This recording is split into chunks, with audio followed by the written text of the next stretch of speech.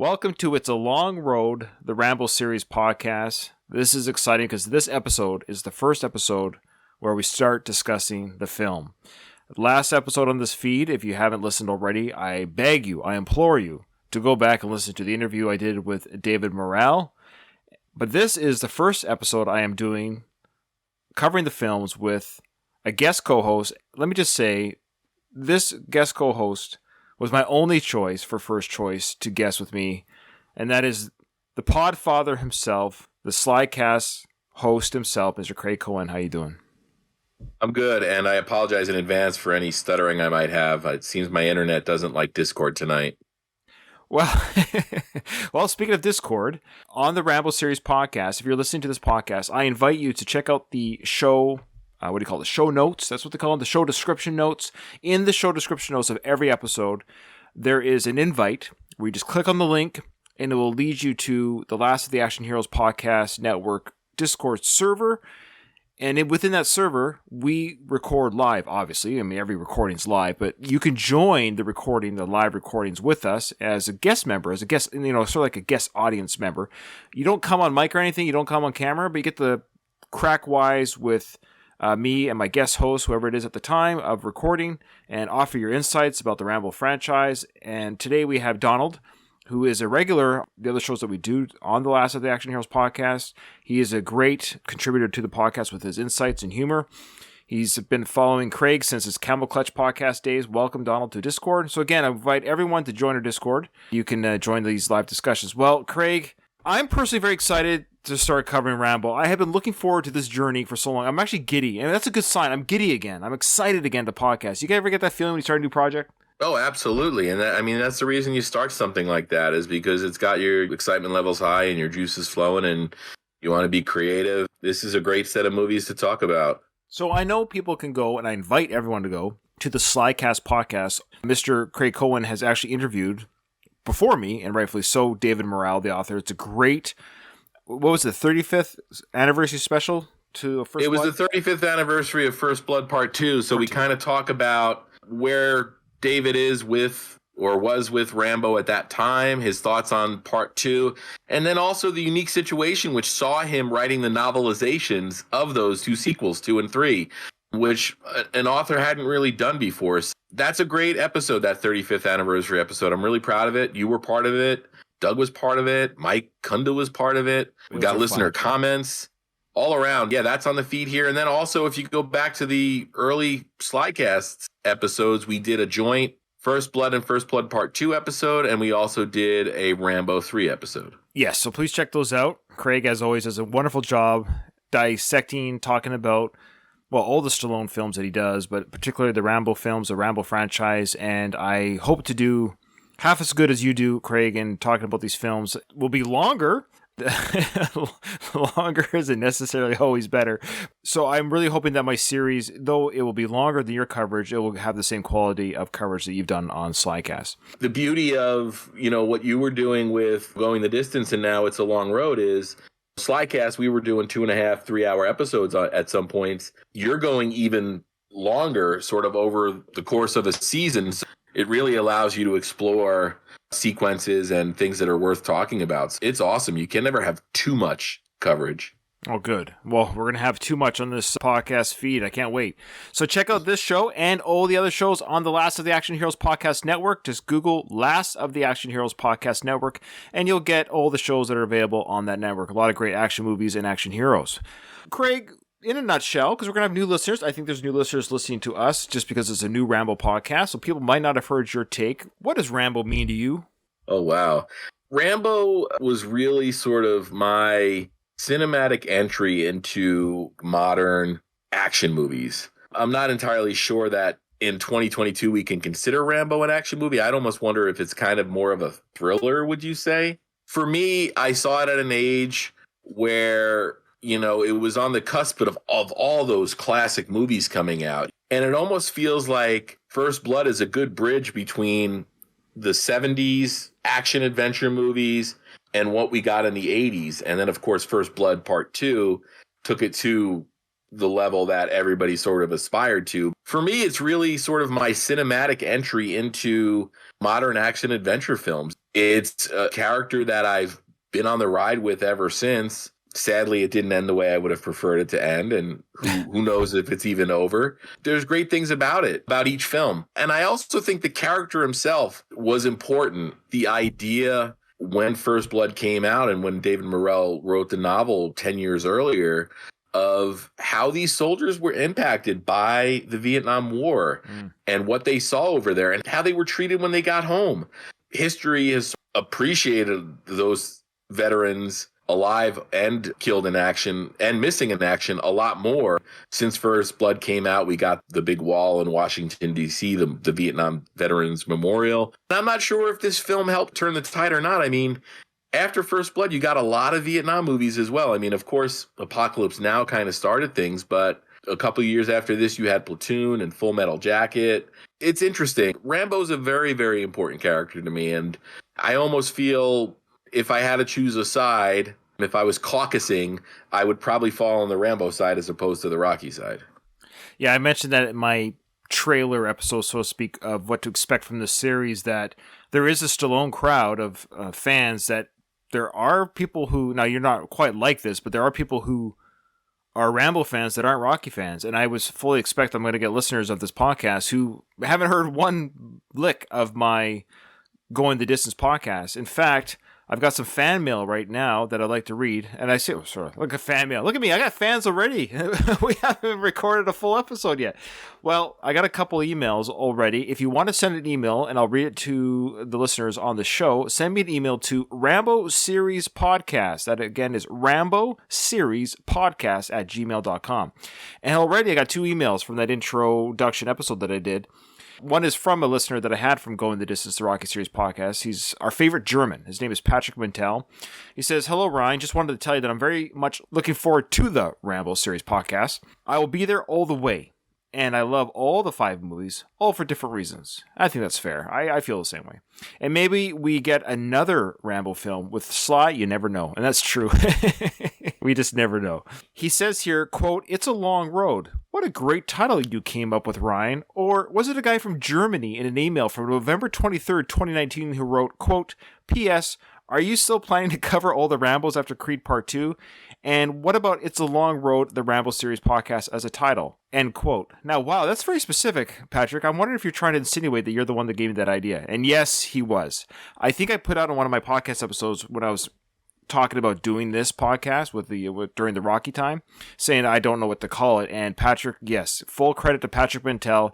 For better, for worse, Patrick, it is your title's name. I loved it when I saw it. I'm like, oh, I can't believe I didn't think of it. But you came up with the idea. So I love the title. It kind of fits with that Going the Distance moniker. And so that's why I loved it so much. So thank you, Patrick, for that. Oh, awesome.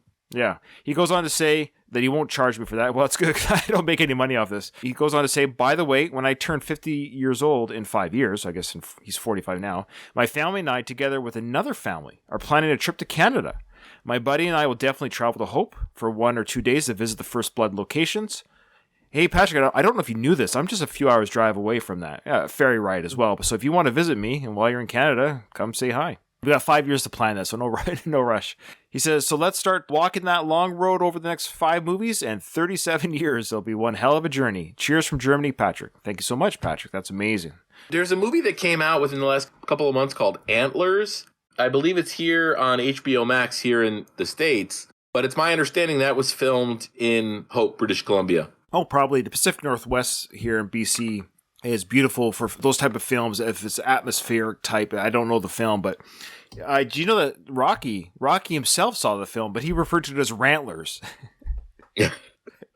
A little Rocky humor. Well, that's a deep cut for our Rocky 5 fans. Boy, if you're like, what's Ryan talking about? Then you are not a Rocky fan. Okay. The second email is from Mr. Mark Crane. Welcome to the show. Welcome to the journey of the Rambo Series podcast. I'm 99% sure he didn't listen to my Going the Distance, but if I'm wrong, let me know, because he says, "Hi." He just says here, "My first film I watched on VHS was First Blood." He goes on to say how this happened was his mom rented 2 movies, Elephant Man and First Blood. He thought First Blood was a horror film, so he chose that based on the title to watch, and now it's his favorite film is First Blood. It says here, "Really looking forward to listening. Thank you."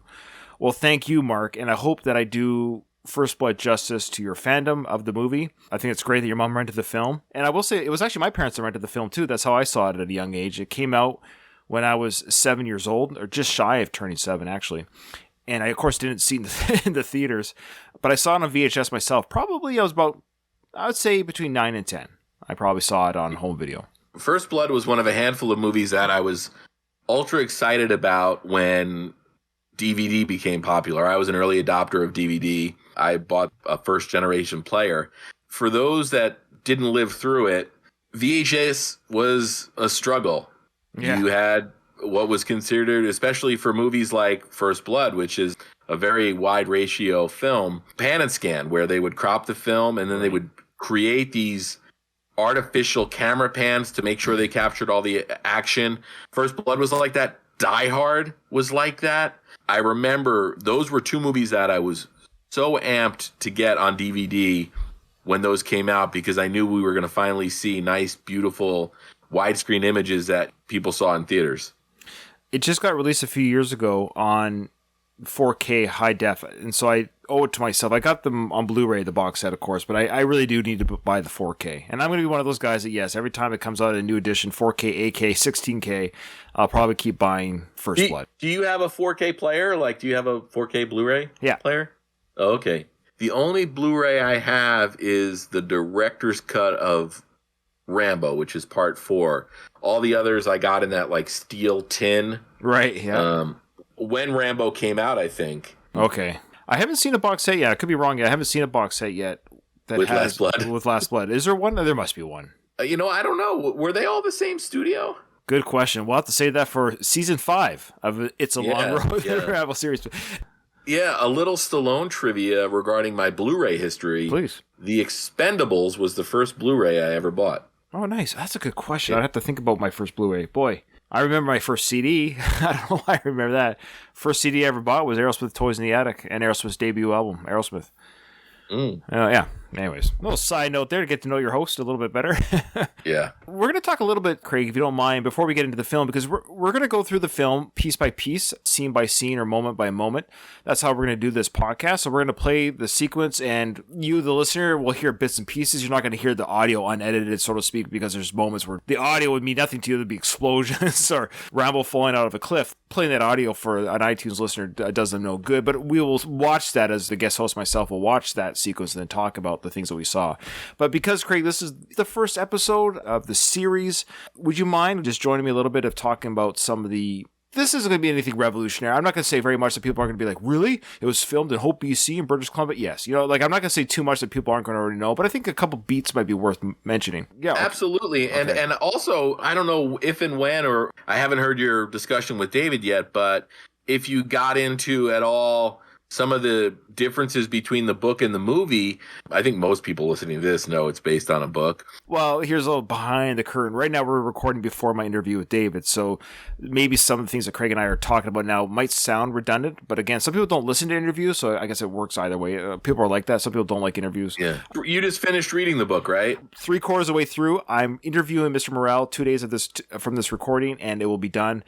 So we could talk briefly about the book, and I don't mind doing that since that is the genesis of this character. I mean, I think the main thing is, in the book, it takes place in Kentucky. It's one of a handful of books I've read multiple times, but it was not... Yes, it was Madison, Kentucky. That's right. Yeah, so it takes place in Kentucky. So that's a location swap out they did, and I don't believe in the book it's not like a Kentucky winter or anything, right? In the book, it's fall. It's crispy at night. Yeah. They're cold, but there's no snow. If I remember correctly. Yeah. But definitely the elements are uncomfortable for Rambo and the gang. People are cold and wet. There was a lightning storm and rain and flooding and what have you. So it's not nice weather right now in the book. The other thing that we should let people know is the changes that Stallone made to the book made the movie that it is, made it connect with audiences the way it did.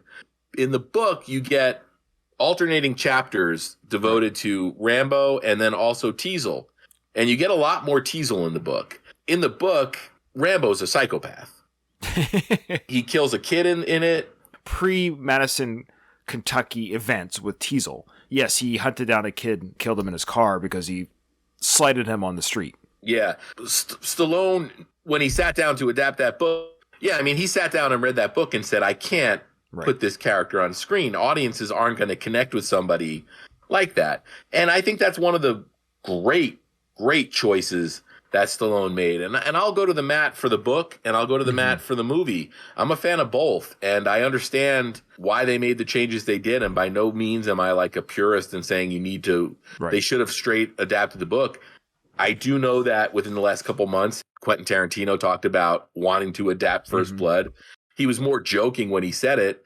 I'm sure he would approach it in a different way than Stallone did. There's a lot of great material in that book, and if you're at all a fan of Rambo, I know you can get used paperback copies cheap. As David Morrell will tell you when you interview him, it's never been out of print, which is amazing. There's not many authors that can say their books have never been out of print. So that means you can go to the Barnes & Noble and order a brand new copy of First Blood in 2022. You don't have to go to your used store. It's also available on Kindle, which is how I read it when I reread it. I don't even know what my point was. It's okay. We're gushing about First Blood, the novel. I mean, if you're a fan of the movie First Blood or the Rambo series, I think you owe it yourself to see or read and experience the source material.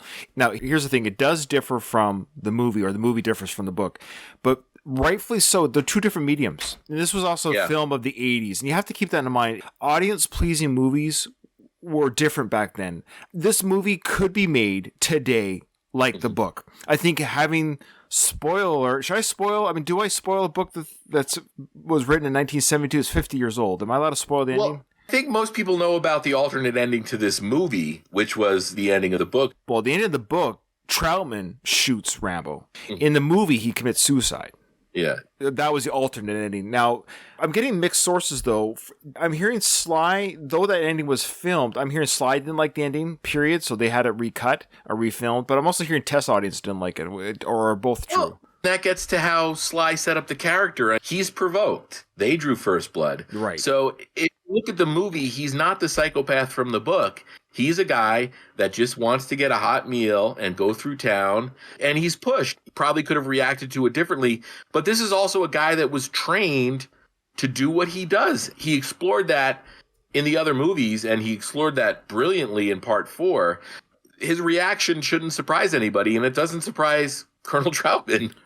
What's really cool about this is that the book and the movie are very similar in tone. The character of Rambo is actually very true. Like, Stallone's performance is amazing in First Blood. Yeah, I think go ahead. I'm sorry, you're the host here, Ryan. No, that's fine. You're the guest. I'll be here the whole series. You go ahead. Yeah, hopefully I get invited back. Stop. No, I think another major point is David Morrell wrote this in the early 70s. Vietnam was still ongoing. The character of Rambo was younger in the book. Yeah. And also he was looked at by the people in the book differently as well. But I agree with you in the sense that Stallone did capture the essence of it. And I think overall, the essence of the book is there. Not to plug my other shit, but on this network feed is an episode of a show I used to do called Big Screen Book Club, where we talked about Die Hard and the book that inspired it called Nothing Lasts Forever. I'm a fan of both of those as well. And I think the movie works as a movie and the book works as a book, and they both work for their reasons. And I think the same thing can be said of First Blood. First Blood's a great book, and First Blood, the movie, is a great adaptation of that book. Other filmmakers would approach it differently. If they made an Amazon sort of original of it and made it an 8-episode series, it would be different. We wouldn't be doing this show right now if Stallone didn't sit down and write the script for First Blood the way he did and create a character that audiences can get on board with. And Sly knows how to give audiences what they want. And he doesn't do it in a cheesy, pandering way. It's always just him knowing how audiences think and how audiences respond and what they want to see. That's what he did with Rambo. And that's the reason that they made more Rambo movies. And that's the reason we're talking about Rambo in 2022. To me, it's amazing that he created two iconic characters. Most people don't even get to create one iconic character, let alone two. That's pretty remarkable. Have you seen the alternate ending? I believe it's on the set I have, and it was also part of the montage in Rambo 4. It might be the director's cut. It's been a while since I watched it, but you actually see the shot of Troutman, I think, going for the gun. So you actually see the blast. Again, it's been a while since I watched Rambo 4, and I can't remember if it's theatrical or the director's cut. I'm pretty sure that the set I have has the deleted scene as well. You can just go on YouTube, guys, listeners. If you haven't seen, just put a First Blood alternate ending, and you'll see. I don't want to really spoil it. You can watch what was filmed. It's there to watch. Rambo dying by the hands of Colonel Troutman. It's kind of a combination. I would say murder-suicide per se, but it was like Troutman's holding the gun, but Rambo squeezes the trigger, and you'll see. That's the reason Kirk Douglas left this movie. He was originally supposed to play Troutman. Do you know why he was upset about the script or something? I know he wanted more screen time. Was that all? He wanted to kill Rambo. I think he just wanted to kill Stallone. He wanted a live round in that bullet, and they told him, no, sorry, Mr. Douglas, these are fake rounds. You're not killing anybody. And he left in a tizzy. Okay, yeah, so he left. Richard Crenna was the last-minute addition to the film. And boy, can you picture anyone else playing Troutman than Crenna? Oh, it's one of those things where you always say it's great that things happen the way they did. Right. I'm sure when they were in pre-production of that movie and they had the quote-unquote true creative differences with Douglas, that nobody felt great about it. 40 years later, you watch that movie, and it's Richard Crenna's performance. I don't know if what you did when you read the book, but when I read the book, I picture Richard Crenna. Yeah, and I'd actually just picture a younger Rambo, because they really do a good job, Mr. Morrell, the author, does a very good job at describing this young kid, and you can't help but see the character as a young kid in the novel, but I still just see a younger Rambo, or Sly's version of Rambo. It's just easier to see his image running around. Speaking of casting, Brian Dennehy playing Teasel, boy, he what a powerhouse. With those three in this film, I mean, absolutely, all three of them, every scene they are in is just scene-stealing, amazing stuff.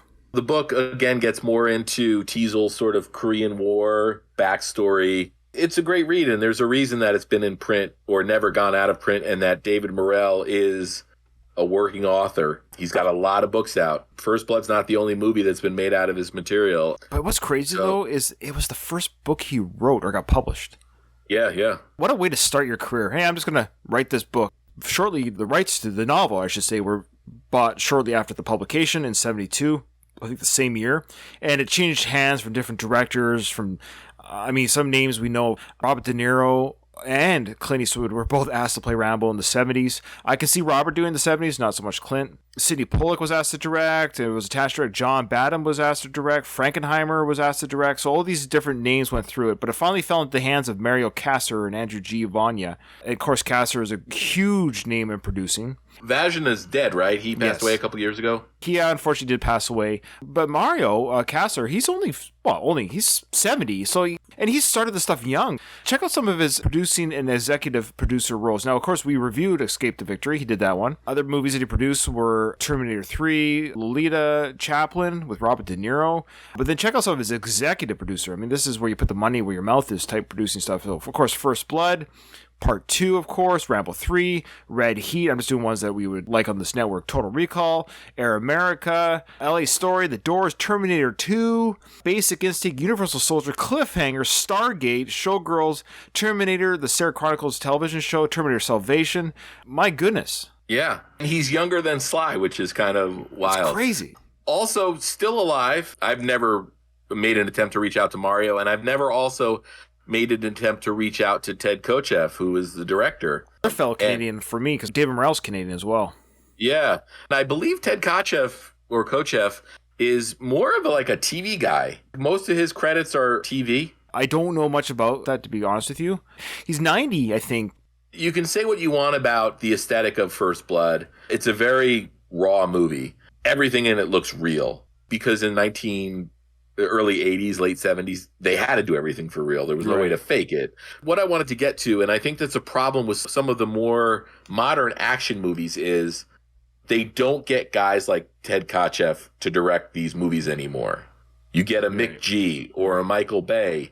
And those are guys that don't care about the talking scenes. Right. They just want to watch shit blow up. One of the main reasons that First Blood works as well as it does, and why I wouldn't really call it a straight-up action movie, is because of the approach that Ted Kochev took could also say Stallone's script, but they just don't approach these movies like this anymore. There's something very special, very unique about First Blood. When I was younger, I probably remembered Rambo First Blood Part 2. I think I remembered that one the most for many years. And then it wasn't until I got a little bit older, late teens, early adulthood, when watching First Blood, I recognized, boy, this isn't quote unquote just an action film or not as actiony as Part 2, but this is a great film. When I spoke to David, we kind of came to the conclusion that Rambo 2 is the Rambo that everybody knows. That's the Rambo that became an icon. It's like Rocky 3 and 4 in some ways. Yeah, exactly. The parallels are impossible to avoid. People that discount Rambo, it's the same people that discount Rocky. Right. Rocky and First Blood are special movies. Their respective franchises have been looked at in a certain light because of the movies that came after them. No, Rocky won Best Picture. Yeah. I think Stallone should have won an Oscar for First Blood. I think he should have been nominated, and I think he should have won. I agree. There's something about that non-speaking acting and the physical acting that is nothing to slouch at. Physical acting is a real thing, and we're going to talk about those beats as we go through the film in this season 1, where we cover First Blood. I mean, we're going to hit on production stuff as we go through the series, too. I don't want to do all necessarily one episode. I want to kind of hit some beats with other people.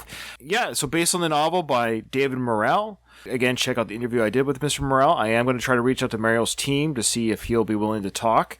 I think his job as a producer, basically him getting this film financed, was a huge part of the success both for Mr. Morrell's career. One other name I want to mention before we start watching things, and I think you hear him before anything else, and that's Jerry Goldsmith and the amazing score he did for this movie. It's the parallel paths that Rocky and Rambo have taken, but I mean, Jerry Goldsmith's score is just as important and powerful as Bill Conti's score was for Rocky. Both Bill Conti's Going the Distance was the name of my Rocky podcast, and of course Jerry Goldsmith's It's a Long Road composition is named for this. So I just kind of found that interesting that happened that way. But yeah, go ahead. The fact that the themes and the motifs that Goldsmith created, he scored 2 and 3, and then Brian Tyler, when he picked up on Part 4, he used a lot of those themes and those motifs. It's like the Bond theme. It's not something that you can, you have to recognize it. Right. Yeah, no, I totally agree. The First Blood score, Jerry's score is in theme music is just amazing. In fact, we're going to get into it pretty shortly right now as we cut to the movie itself, and we're going to hear Jerry Goldsmith's theme. What is interesting about the beginning of this film is how peaceful it is, how quiet it is, and it really is the calm before the storm. I love that acoustic work there.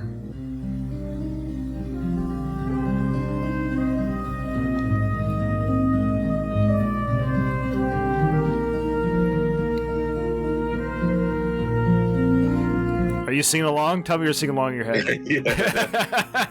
We're all singing the song.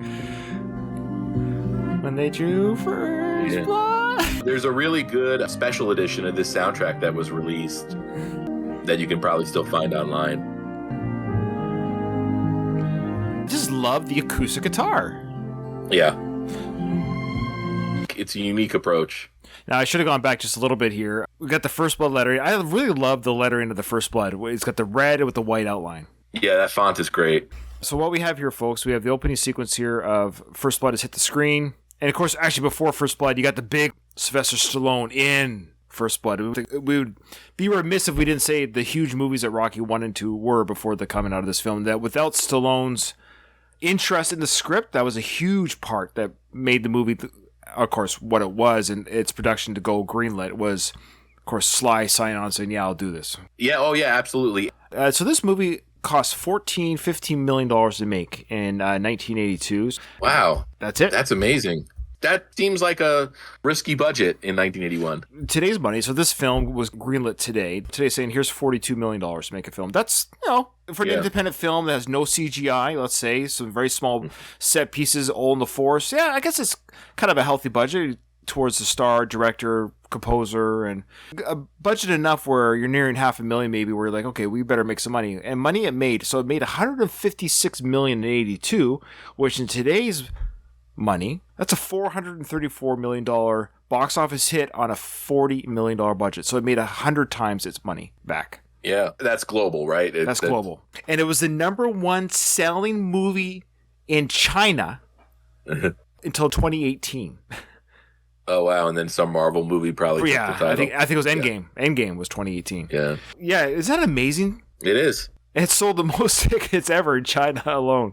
I find that incredible. Every time I see the word China, I hear Trump's China. Don't you? You're not alone. He's either ruined China for you or he's made it more fun. I think he's made it more fun for me. Back to the film.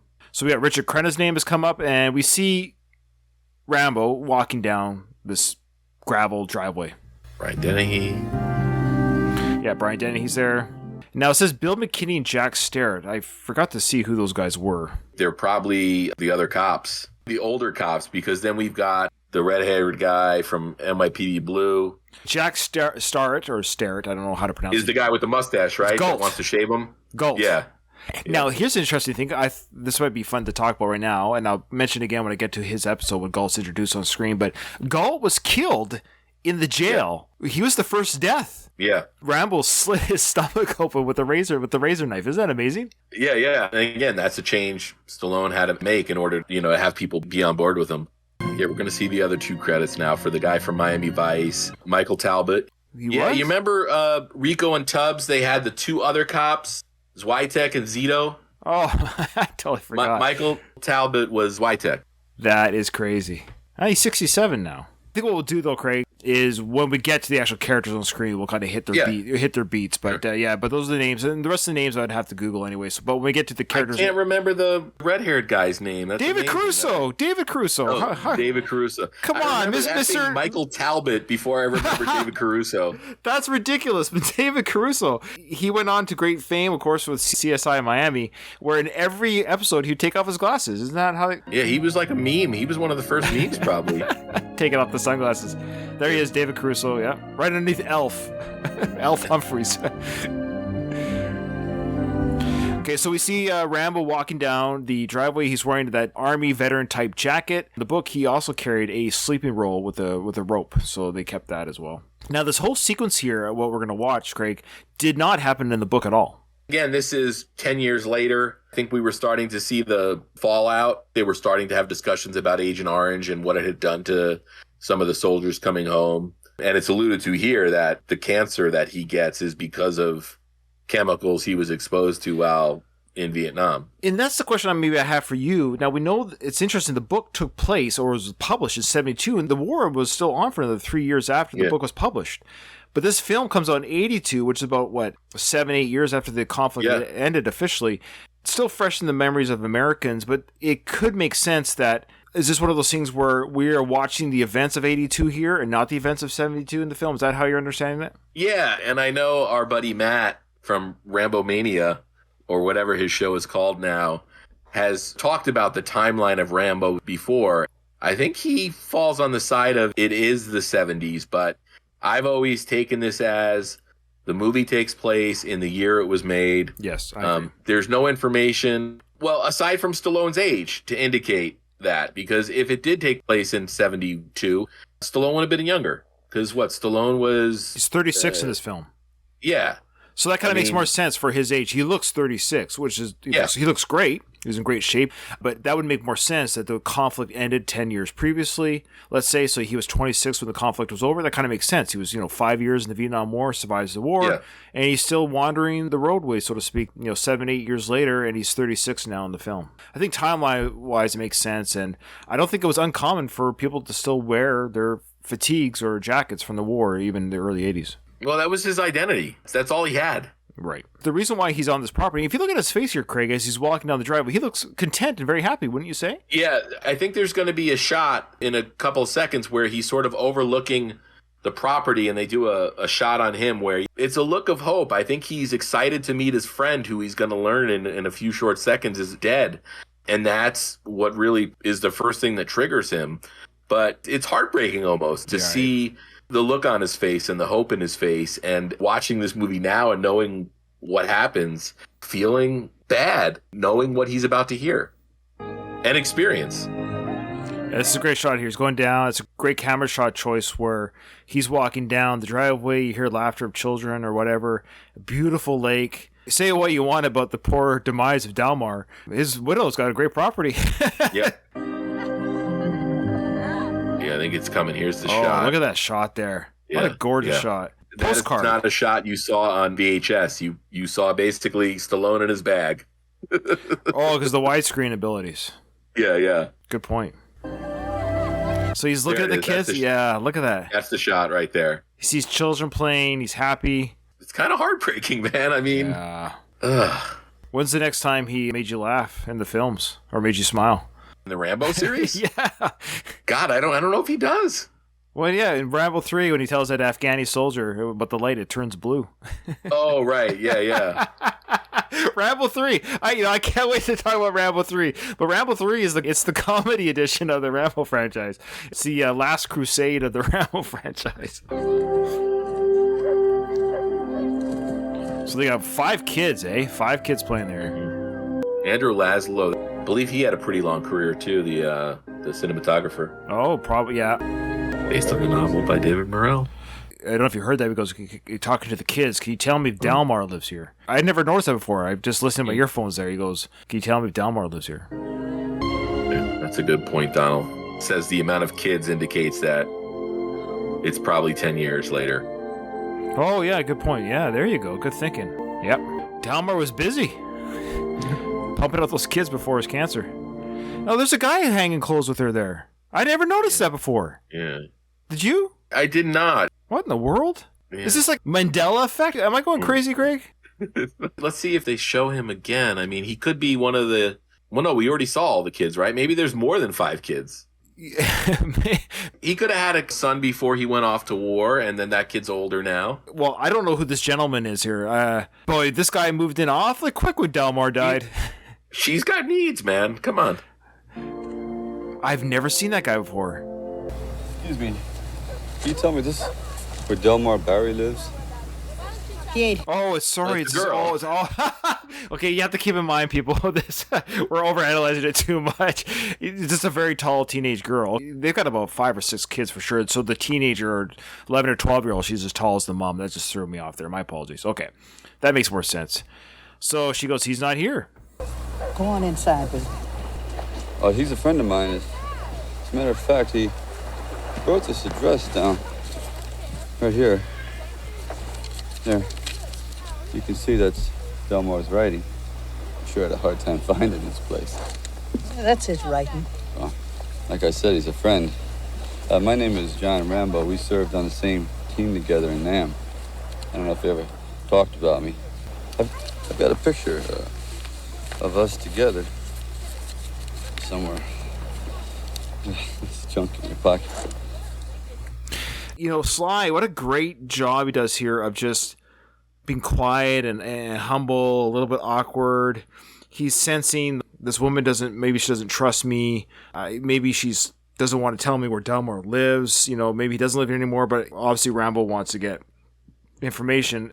But the way he says, you know, I've got a picture of us together, and you can see this is his handwriting. She's like, I know what his handwriting looks like. But just how he's got all this stuff. Both the Rocky and Rambo characters both like to carry pictures in their pocket. Yeah. And show people. Here it is. Here it is.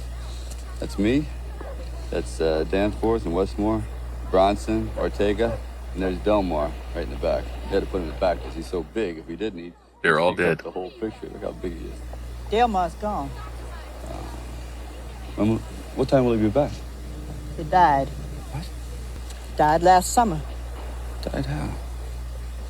Cancer. Brought it back from Nam. There you go. Cancer brought it back from Nam. Did they use that orange agent? Was that the war? Agent Orange, yeah. I believe Jesse Ventura, he claimed to have suffered from a lot of effects of Agent Orange. It affected his lungs, and he blamed a lot of health issues that he had on Agent Orange. Oh, really? Yeah, that's unfortunate. Again, I love Sly's. I'm going to say this a lot throughout this series, but his acting, I mean, or at least this season, at least season 1, his acting here is just so great. Of just what he died, just the way he is, and how his face changes. And I mean, this is peak Sly, right? I mean, chiseled jaw, just features cut from Great stone. hair. Yeah, great hair. Regular eyebrows. This is, there's no rug here. This is real hair. I mean, he's kind of puffing the front a little bit to cover the receding, but it's there though. It's all there. Mm-hmm. All that orange stuff, they spread it around. Oh, there you go. Cut him down to nothing. I could lift him off the sheet. Can we just say how great this actress is playing this very bit role? She just carries this opening scene. Yeah. I never got her name because I would be interested to see just kind of, where they grabbed her from. Yeah. She might have just been a local, This was filmed in Canada. What are you talking about? That's what I'm saying. She might have just been a local actress in British Columbia, Are you kidding? Wait, you don't get my... I'm actually not even trying to be funny. There are no black people in There's no black people. 1982? All right. I'm actually pulling it up on IMDb. IMDb right now. Yeah, sure. Please do. She's not listed on IMDb. Wow, really? I mean, she's a big speaking part. I know. That is odd. Maybe IMDb servers are in British Columbia. yeah. Mrs. Barry. All right. Thankfully, there's a Rambo.fandom. Okay. She is played. It's not made clear as to whether or not she is Delmar's wife or mother. That's a good point, because if he's young, maybe that was his family, and he was the oldest one that left for war, so he was the senior child. But I think we're led to believe that's his spouse. Somebody here on Rambo.fandom is saying, I've been trying to look her up and see who she is. She's not even in the ending credits. So that is insane. We might have to solve a mystery here. This is a challenge to all my listeners. Right now, I need you guys. I need detective work done right now because Ryan has to get her on this podcast. Hopefully, Agent Orange hasn't taken her yet. I never thought about that. You didn't see a female name in the opening credits, and I don't recall the end credits of this movie. I haven't really studied them too well. Might be a mystery in place. That's insane. That's actually crazy. This is fun. Okay, if you have the answers, hit me up on... My email is rambleseriespodcast@gmail.com, or find me, it's a long road, the Ramble Series Podcast on Twitter. Look how beautiful it is. That's beautiful British Columbia, my friend. In fact, our license plates, that's what it says on our license plates, beautiful British Columbia. It's just gorgeous. It's a beautiful province. Best province in Canada. Now, this is supposed to be Washington State, though, in the movie. I believe so. Pacific Northwest, yeah. So he hands her the picture. That's a great gesture. It's twofold. We find out later that Delmar was the last of the survivors from his platoon or his troop. So it's him letting go. Yes, exactly. So he's giving the picture, and he's basically like, I'm not holding on to this anymore. Everyone's gone. I'm the last one. That's survivor's guilt. She's the widow, I believe. That's why I believe she's the widow. It could be the mother, but the age doesn't make sense. That would mean maybe Delmar joined at 17 or 18, which is possible. Yeah. But the kids that she has right now are too young. That's why I think it's the wife. But whatever. Yeah. And his walk back is slow, sauntered, and he throws the letter that Delmar read him into the fire pit there.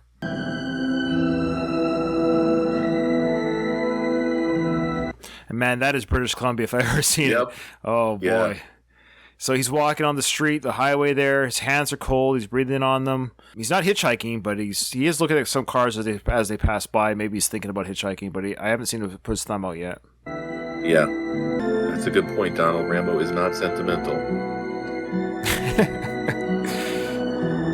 Now, here we have a great sequence here of him underneath the sign. It says, Gateway to Holidayland, Welcome to Hope. So again, this is the real... That's really in Hope, British Columbia. I don't know if that's there right now, but that's a nice little slice of history. Like, that's what Hope, British Columbia looked like again in 1982. So it's a nice little film history. And it's nice for me because, people who are from Philly or they watch movies in New York or you in Las Vegas, you get to say, hey, that's in my area. So for me, this is my movie, where I can say this is my stomping grounds. This is I wasn't raised in Hope, but I've been through BC so much as a province that I've been through Hope, BC many times. And yeah, it's just kind of cool to see this is my homeland, so to speak, for this film. Yeah.